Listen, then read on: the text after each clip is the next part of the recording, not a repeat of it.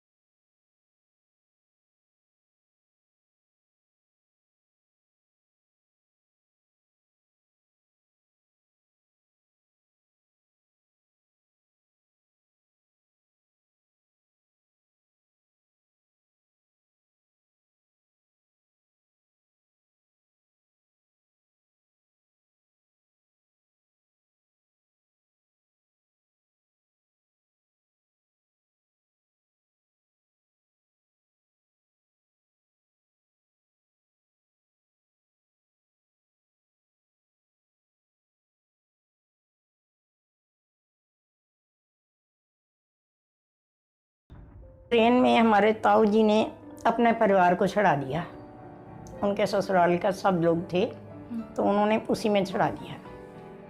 तो जब ट्रेन चलने लगी, चलती ट्रेन से मेरे ताऊ के बेटे ने मेरे बराबर था, वो छलांग लगा दी नीचे और उनकी लड़कियां भी भाग के निकल आई, उनके लड़के भी।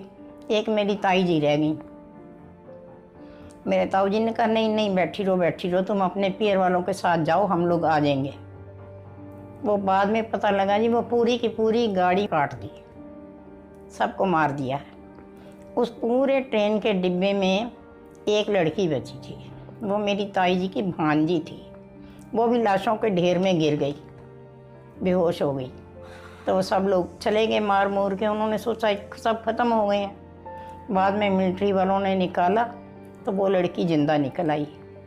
फिर हम लोग धीरे धीरे आके कैंपों में ढूंढते फिरते रहे।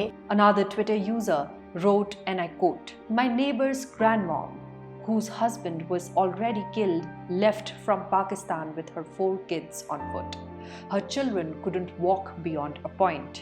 She decided to take her 2 daughters on her shoulders and left the 2 sons under a tree somewhere on the way."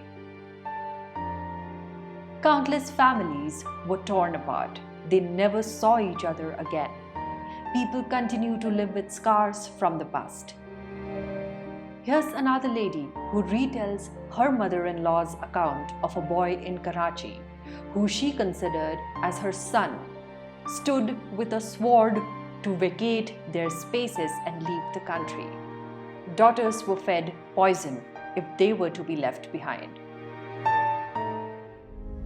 Personal accounts like these in India have been passed on from great-grandparents or grandparents orally to their children, their family members, their neighbors, their friends.